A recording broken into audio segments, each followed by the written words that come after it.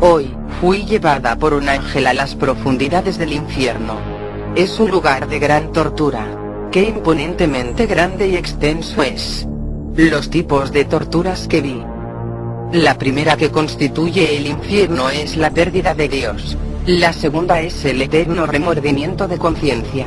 La tercera es que la condición de uno nunca cambiará. La cuarta es el fuego que penetra el alma sin destruirla.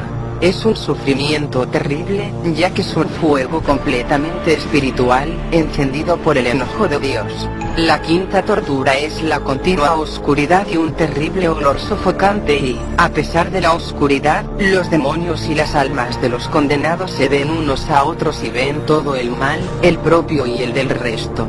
La sexta tortura es la compañía constante de Satanás. La séptima es la horrible desesperación, el odio de Dios, las palabras viles, maldiciones y blasfemias.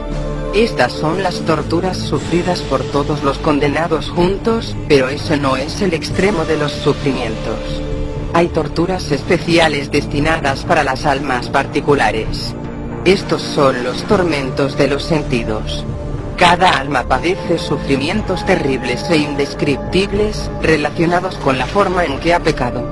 Hay cavernas y hoyos de tortura donde una forma de agonía difiere de otra.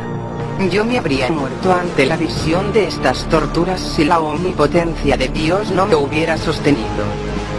Debe el pecador saber que será torturado por toda la eternidad, en esos sentidos que suele usar para pecar.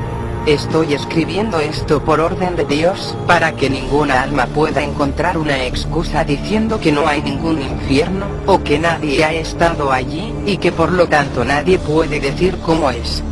Yo, Sor Faustina, por orden de Dios, he visitado los abismos del infierno para que pudiera hablar a las almas sobre él y para testificar sobre su existencia.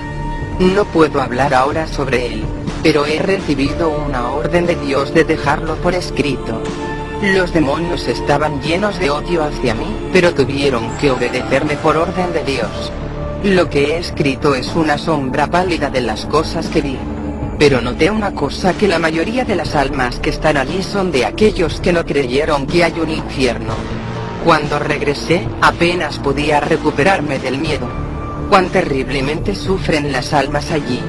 Por consiguiente, oro aún más fervorosamente por la conversión de los pecadores. Suplico continuamente por la misericordia de Dios sobre ellos. Oh mi Jesús, preferiría estar en agonía hasta el fin del mundo, entre los mayores sufrimientos, antes que ofenderte con el menor de los pecados.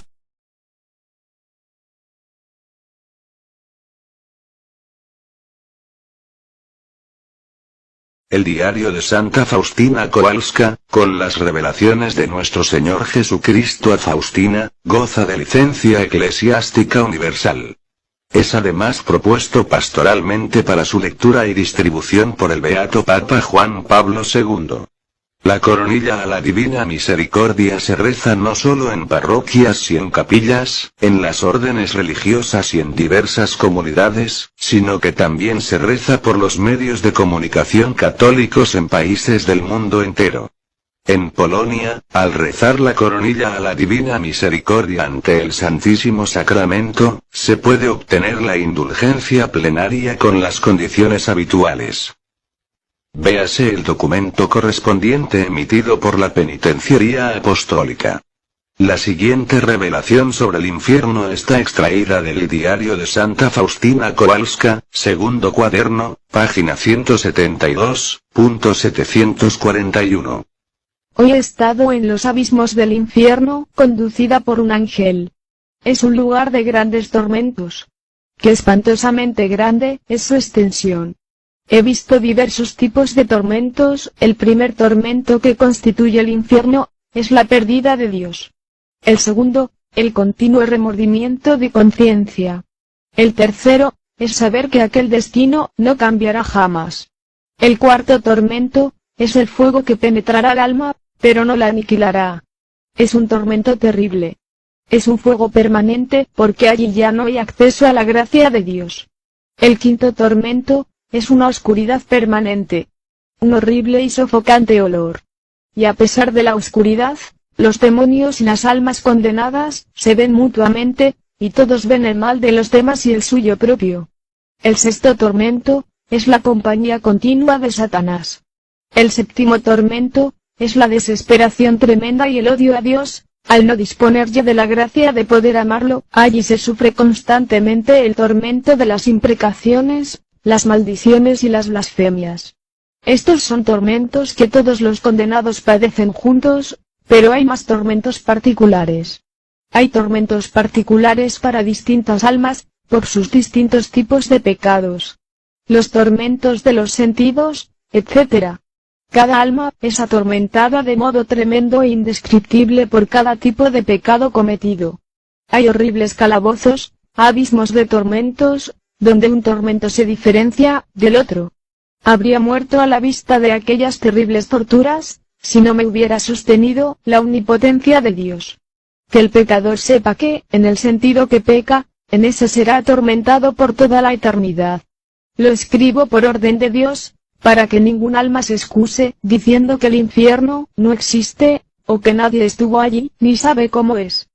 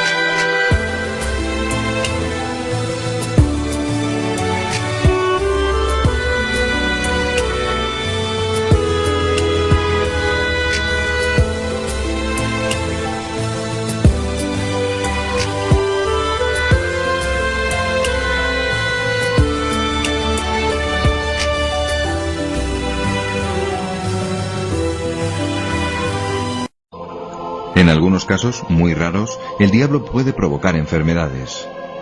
El mismo Evangelio lo dice varios casos. Tiene un espíritu mudo. O el caso de la mujer encorvada, que expresamente dice Jesús que era por un demonio. Y he conocido algún caso que no hay duda alguna, que fue hacer espiritismo y producirse una enfermedad que los médicos nos explican y que efectivamente orando la persona entra en trance. Pero no es posesión, simplemente es ese espíritu que le produce esa enfermedad. ¿Quiénes corren más riesgo de ser poseídos o asaltados por el diablo?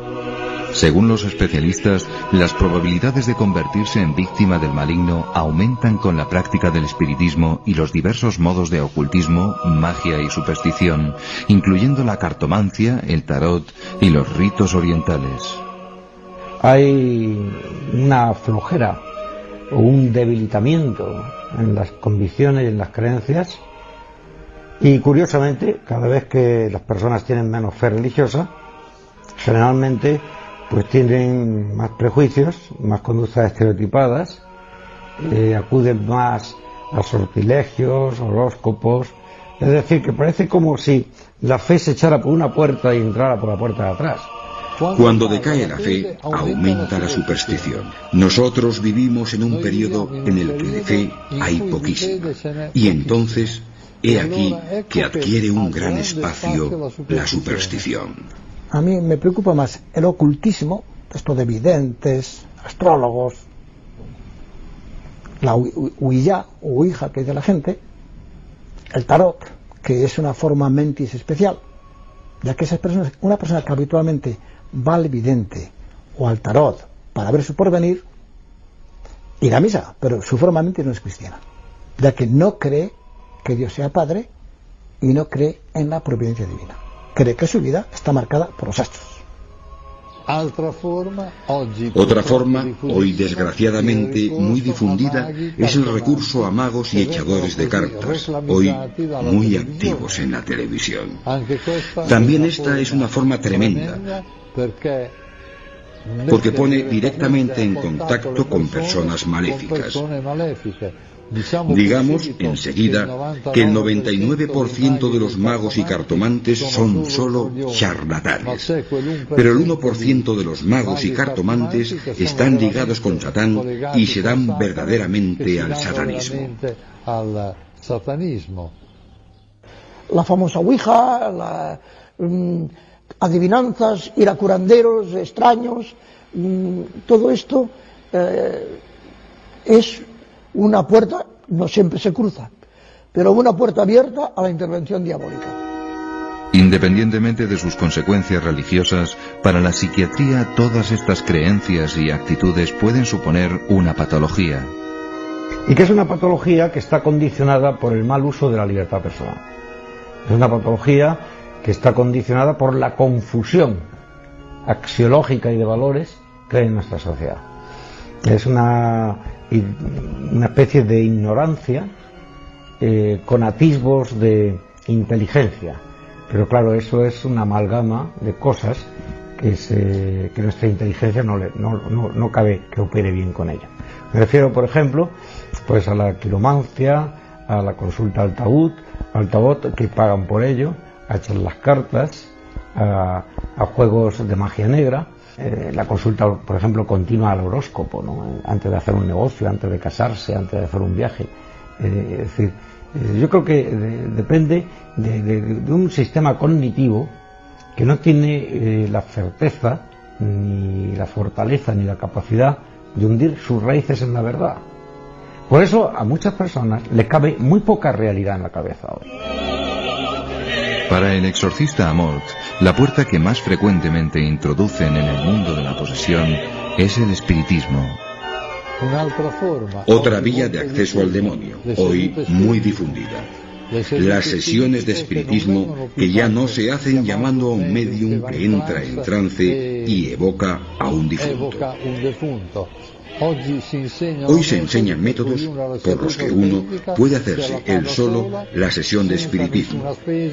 Y las dos formas más usadas son la escritura automática y la grabadora.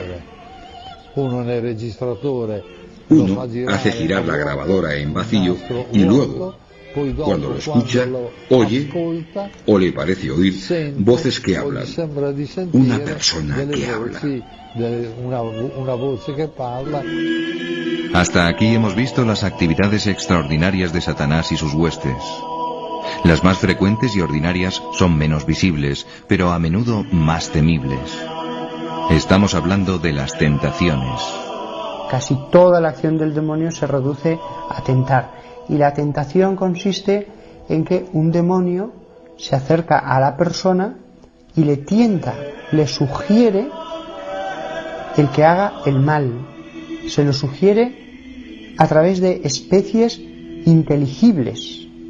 Es decir, uno no oye ninguna palabra, no oye ninguna voz, pero le viene como un pensamiento.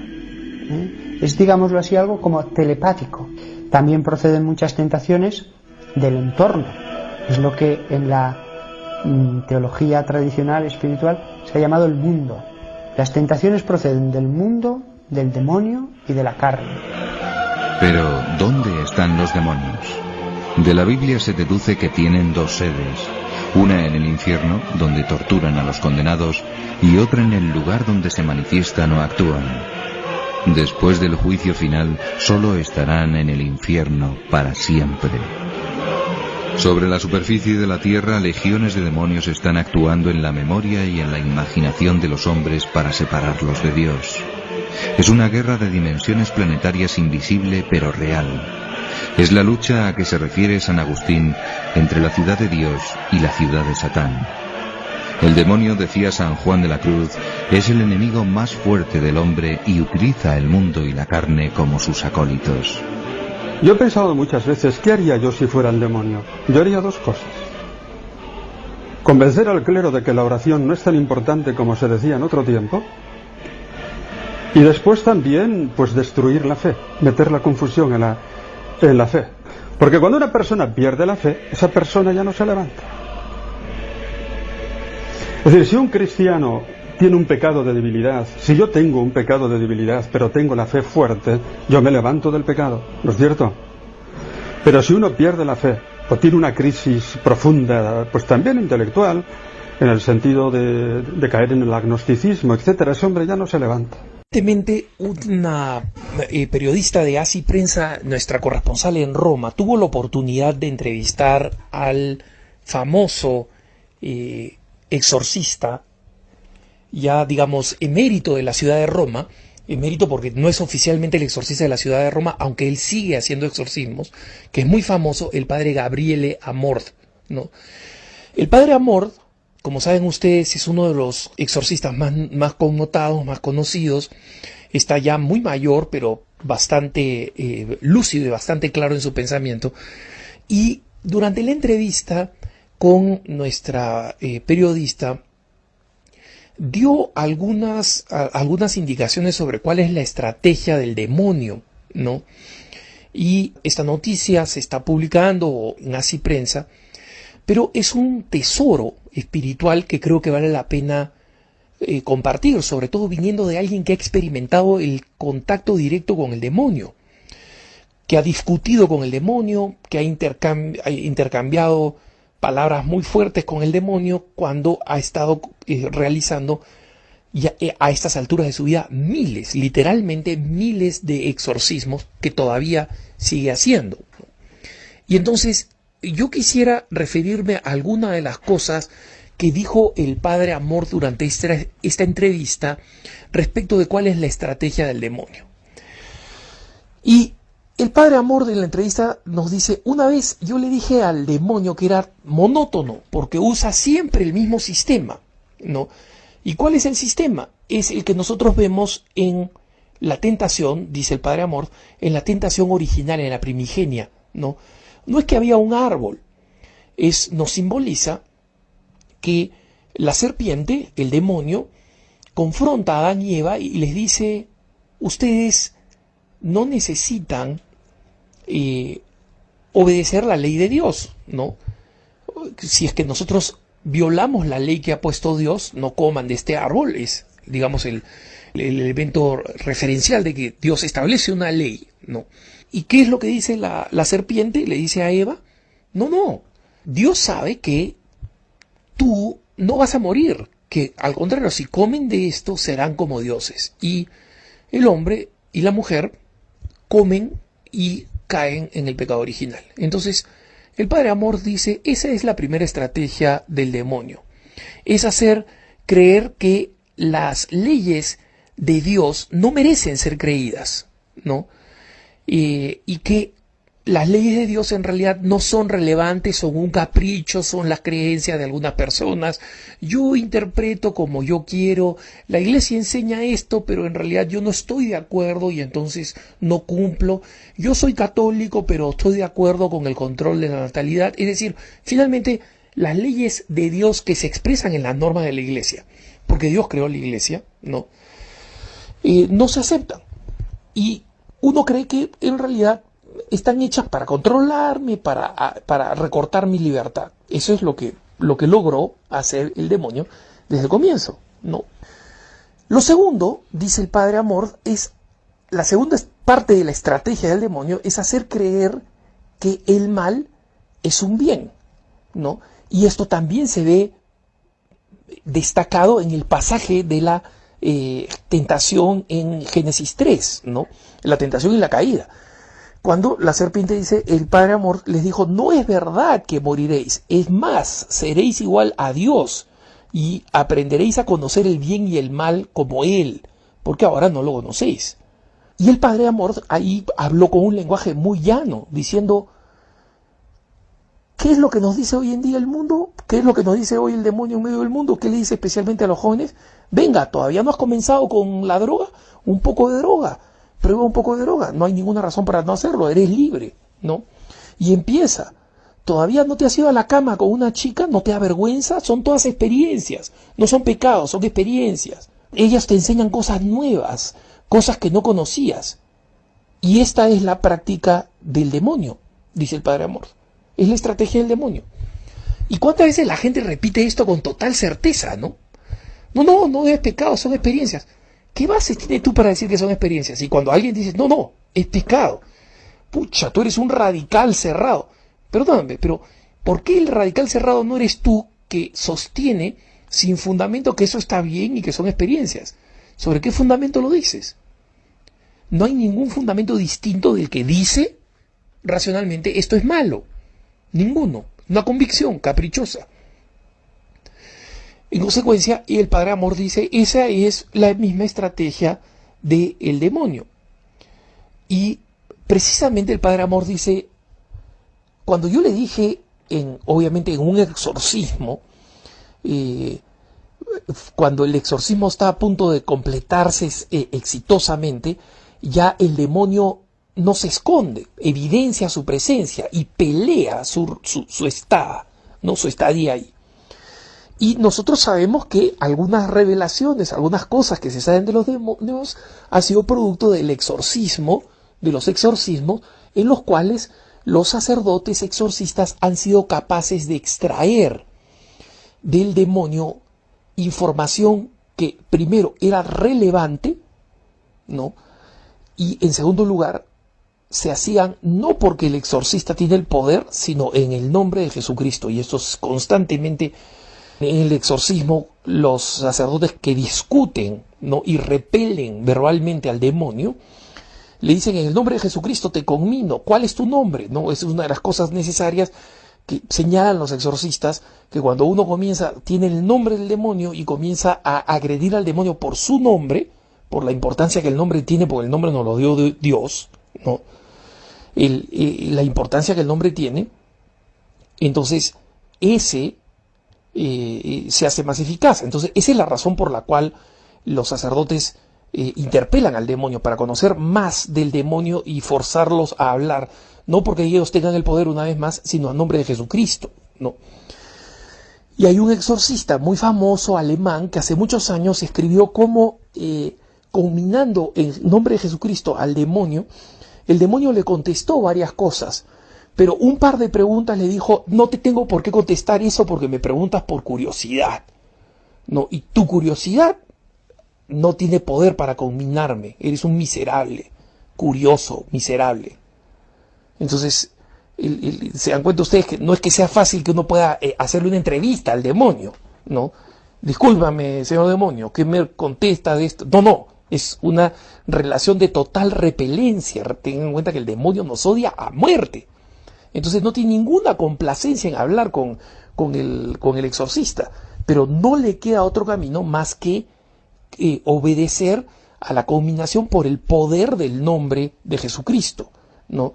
Entonces, cuando el padre Amorth estaba agrediendo al demonio, diciéndole, eres monótono, siempre haces lo mismo, eres monótono, el padre Amorth cuenta que el demonio le contestó, dice, sí, tienes razón, soy monótono, pero soy monótono porque es un método que da resultado. Esa es la respuesta del demonio. El padre Amorth nos contestó, nos confesó, lo que dijo el demonio es, sí, pues, efectivamente, pero ¿por qué lo hago? Porque resulta, porque los hombres caen, porque son idiotas, porque una y otra vez he engañado a la humanidad, una y otra vez. Y entonces el padre Amorth concluyó diciendo, ojo, el demonio nos observa y conoce nuestros puntos débiles, es listo y en base a eso nos tienta y nos hace caer. Y nosotros caemos como los asnos. Estoy citando textualmente esa entrevista del padre Amorth. Caemos como los asnos. Dios quiera que esta pequeña lección de un hombre que va a recibir un premio especial en el cielo, pienso yo, por haber liberado a tantos hombres y mujeres del acoso repulsivo de Satanás. Espero que esta sabiduría nos ayude a ser más prudentes y más cuidadosos para protegernos y prevenirnos con inteligencia de la fe y con la asistencia indispensable de la gracia de cualquier acto repulsivo que podamos cometer. Que tengas un buen día.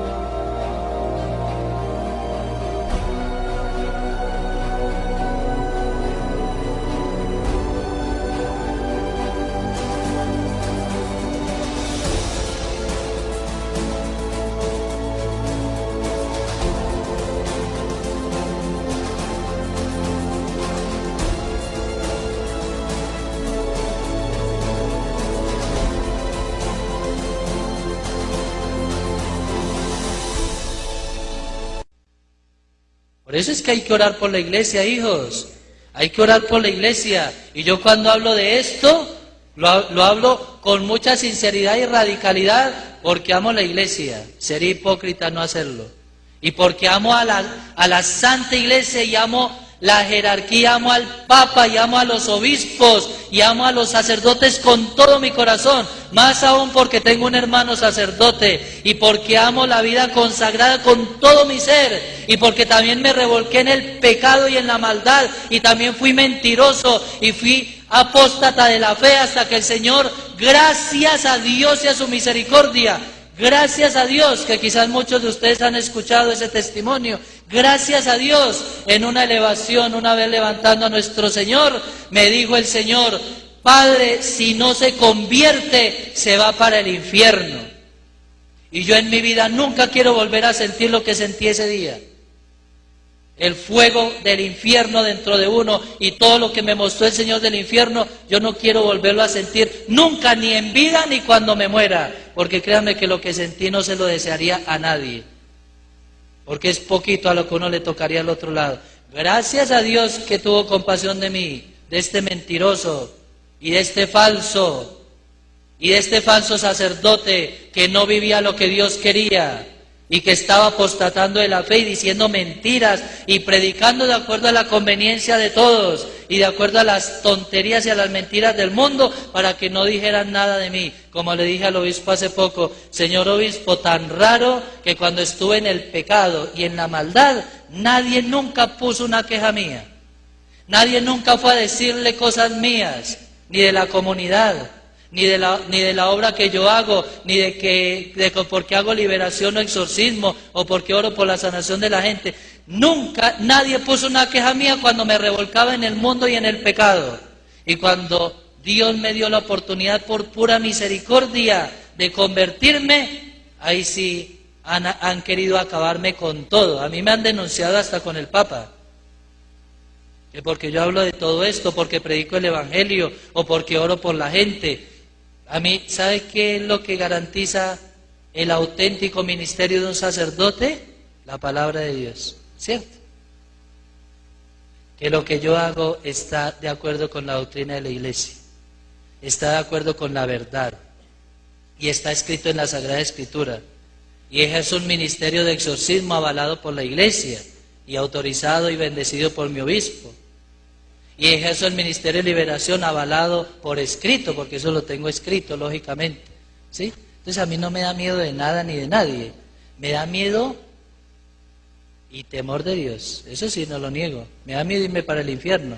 Y como me lo dijo el Señor, y como me lo dice el Señor muchas veces, predique la verdad. Predique la verdad. No le dé miedo. No es que yo estoy con usted. Antes estaba conmigo el demonio y me arrullaba. ¿Ve? El demonio hace así con la falsedad, nos arrulla y nos acomoda. El demonio acomoda sus mentiras y su falsedad como a él le conviene. Cuando uno quiere ser fiel a Dios, Dios le dice, ¿tú me amas? Sí, Señor. ¿Tú me amas? Sí, Señor. ¿Quieres ser fiel a mí? Sí, Señor. ¿Quieres seguirme de verdad? Sí, Señor. Aquí te regalo mi cruz. He tomado exorcismos cuando los demonios empiezan a hablar en las liberaciones. Yo escucho todas las voces y muchas cosas de las que están diciendo y están gritando en lenguas, por ejemplo, ¿sí? Entonces, Dios me permite que yo traduzca eso para poder decírselo al pueblo como le estoy haciendo a ustedes. Son demonios que hablan a través de lenguas o hablan a través de su voz común y corriente. Se hace la voz de uno, se utiliza la voz de esa persona. ¿Me comprenden? Escuchen esto. A mí me duele mucho esto. Yo no juzgo a nadie ni critico a nadie, pero digo la verdad, porque me duele. Escuchen esto. Pero gracias a los sacerdotes y sus leyes, eso está acabando, se está acabando. Hoy día casi nadie se arrodilla a recibir a ese crucificado de rodillas. Y si lo hacen, los curas los regañan y los mandan parar. Qué risa me dan, qué gozo para mí cómo me ayudan los curas. Y fueron mandados a expulsarme, pero son mis amigos. Poco creen en ese Dios y por eso regañan a los que lo quieren recibir de rodillas. Qué gozo para mí, qué alegría me da cuando los regañan. Y como perros regañados se tienen que parar a recibirlo de pie. Mis curitas son mis buenos amigos porque les doy placeres y no los dejo creer en ese Dios en la misa. Y así se alejan de él y viven eso de cualquier manera. Y lo dan como un pedazo de pan o peor porque lo cogen como cualquier cosa sin amor y sin fe. Basta ver las consagraciones de hoy en día en las iglesias, todas las carreras. Los curas tontos cogen a ese como cualquier pedazo de tiesto y lo manipulan a las carreras, y muchos ni se arrodillan y dicen esas palabras como una diarrea, todo de afán, y lo elevan sin amor, y como si eso no fuera nada, cuánto gozo viéndolos consagrar sin fe ni amor. Y yo lo hago todo para que esos curas no crean con razón después esos tontos fieles no comulgan con amor, sino de cualquier manera. Las misas de hoy en día son tan mal hechas que nadie siente a ese Dios. me infiltré en lo más sagrado que tiene esa podrida iglesia, y así he metido la abominación de la desolación en el templo sagrado de Dios. Y nadie dice nada, y los curas no dicen nada, solo piensan en la plata de la misa, pero no en celebrarla bien, ni les interesa ser santos, ni místicos, ni consagrados. Solo les interesa el mundo y la carne, y yo se los doy, y los acomodo para que no celebren bien. Pobres curas, a muchos ya les tengo preparado el lugar privilegiado a mi lado en el infierno, porque cuando se mueran y yo reclame su alma, así como en el podrido cielo tenían un lugar al lado del crucificado, pues yo les tengo en mi infierno un lugar a mi lado por siempre, para torturarlos eternamente por sus maldades inmundas. Jodidos curas míos, ellos no saben que lo primero que les evaluará su Creador es sobre cómo celebraban la Santa Misa. La mayoría pierden el examen y se tienen que ir conmigo a mi infernal fuego para azotarlos toda la eternidad. Curas míos que celebran las misas curas míos que celebran las misas de cualquier manera, ya tienen marcada a fuego su propia condenación. Pobrecitas bestias vestidas con hábitos sagrados, cómo me deleito con ellos en mi infierno, y todo porque celebraban esa misa a las carreras, consagraban a ese Cristo sin amor y lo daban sin fe y de cualquier manera. Podridos van a venir al infierno a reunirse con todo el ejército de curas condenados que están a mi lado, encabezados por el obispo Judas Iscariote, mi más fiel colaborador para destruir a los curas en esta época. Un cura que celebre mal la misa y la haga mal y a las carreras, la consagración, ya tiene la mitad del infierno ganado. Es de lo poco que no perdona el Creador que haya tratado mal a su Hijo en la Eucaristía, y yo los llevo a que lo escupan y azoten más cuando lo consagran sin amor. Pobres curas y pobres tontos fieles, porque son míos, cuando reciben a ese crucificado de pie con orgullo y arrogancia, como si se igualaran a él. Pobres tontos soberbios, les preparo su lugarcito en el infierno, porque si algo le duele a ese Creador es que reciban a ese crucificado en la comunión de pie o en la mano, como retándolo.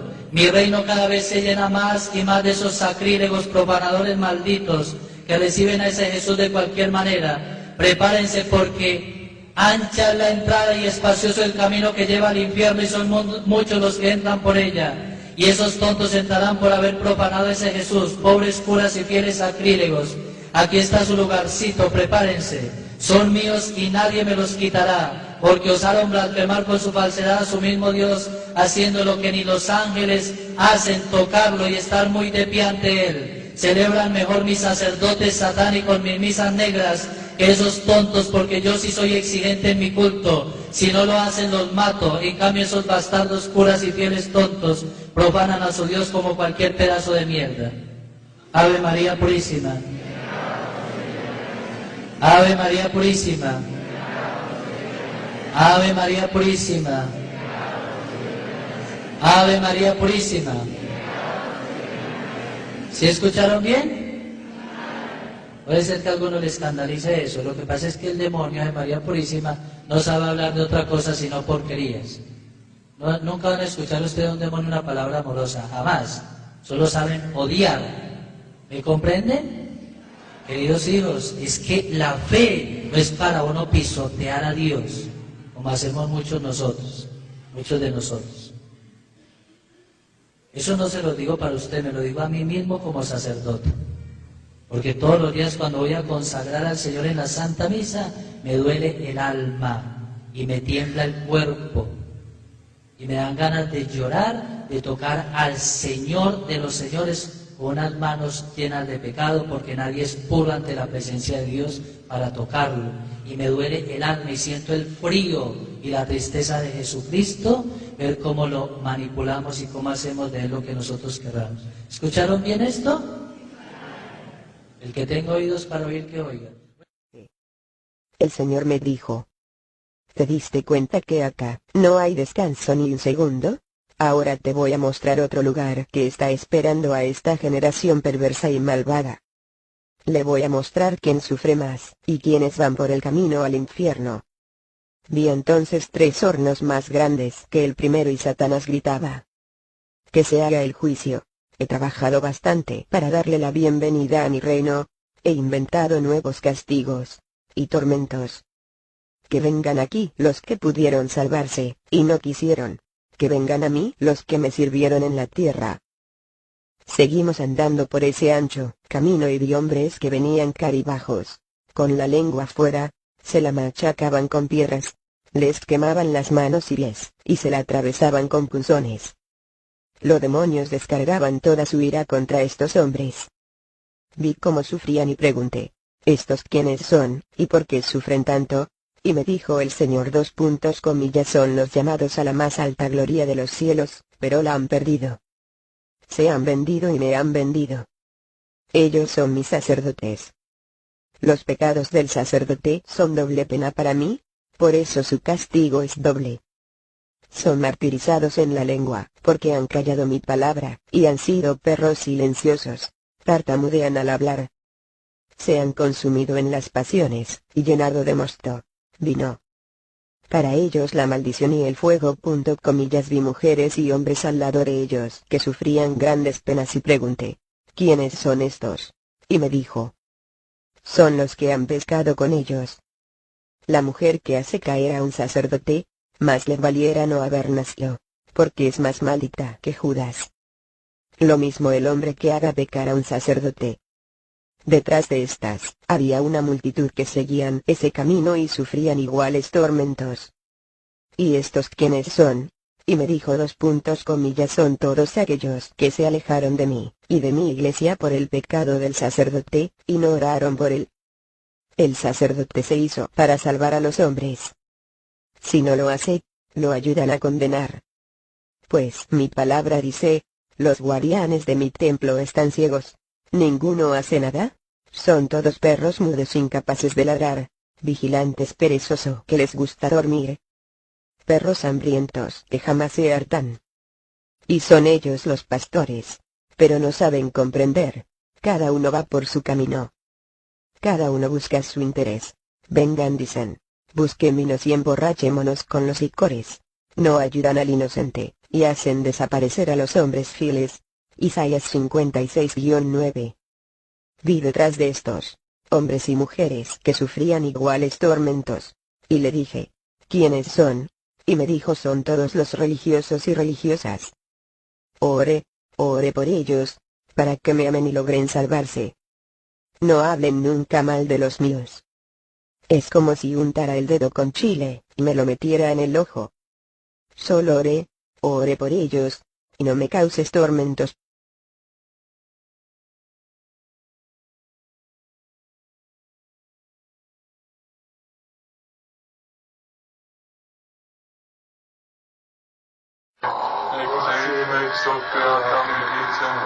Generaciones, y a veces mi mana y boda. Misericordia, mi progreso.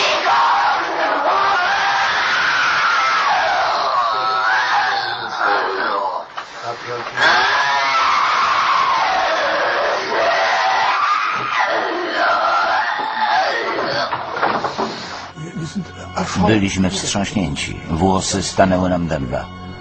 Czegoś takiego jeszcze nigdy nie słyszeliśmy. Takich dźwięków po prostu nie ma. Upadliśmy wszyscy na kolana, aby ją powitać.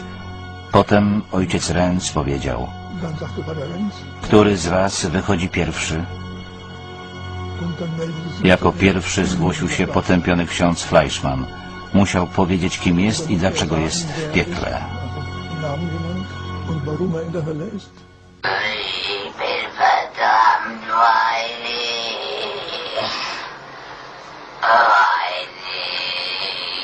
so schlecht mein Amt verwaltet habe.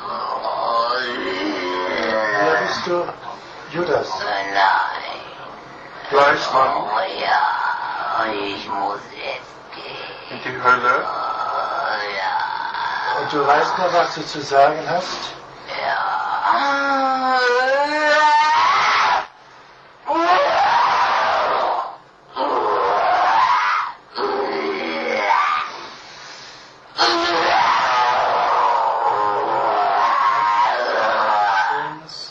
Und des Heiligen Geistes. Gottes. Heiligen Geistes.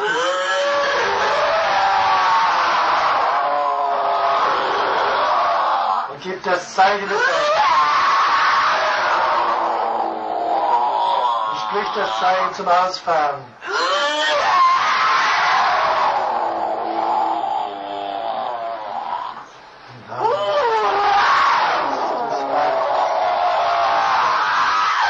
Des Heiligen Geistes. Das Zeichen zu geben.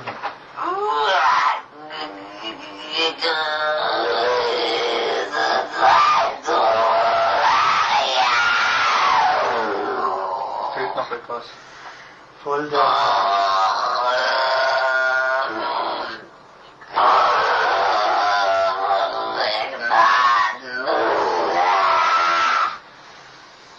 Das wird das Zeichen, dass einer Part ist. Gegrüßt seist du, Maria, voll der Gnade, hat er gesagt. Und das war Bedingung, das sagte. Also, Fleischmann ist Gott. Fleischmann De ist la Gott. fe hasta que el Señor, gracias a Dios y a su misericordia, gracias a Dios, que quizás muchos de ustedes han escuchado ese testimonio, gracias a Dios, en una elevación, una vez levantando a nuestro Señor, me dijo el Señor, Padre, si no se convierte, se va para el infierno.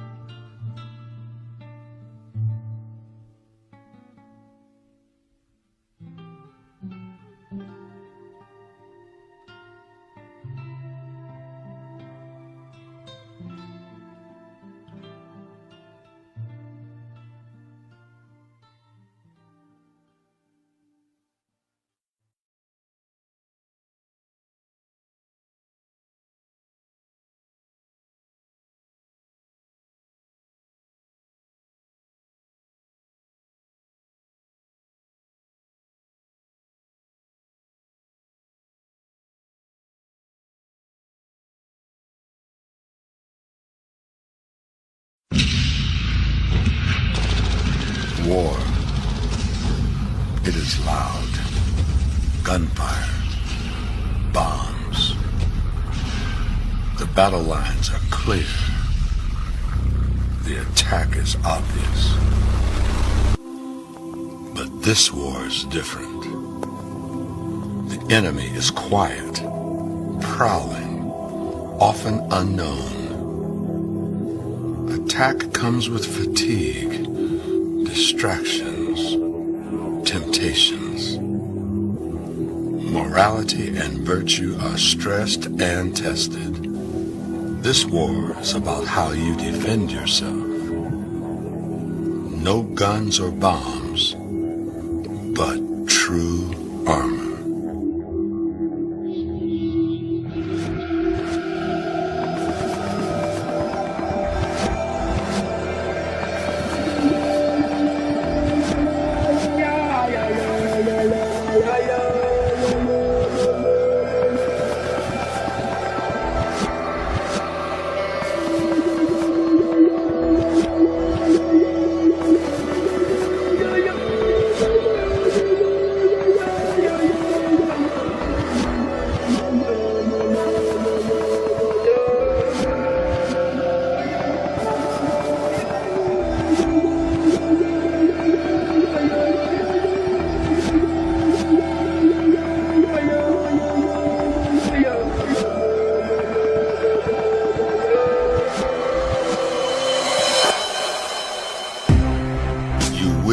Attacked. Your faith will be tested.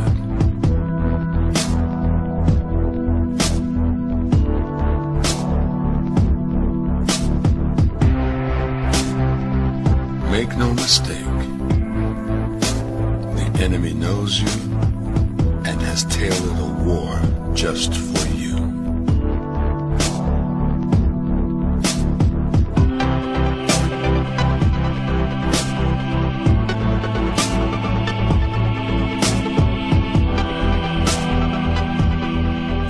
armor of God will defend your dignity, protect your soul, fight for truth.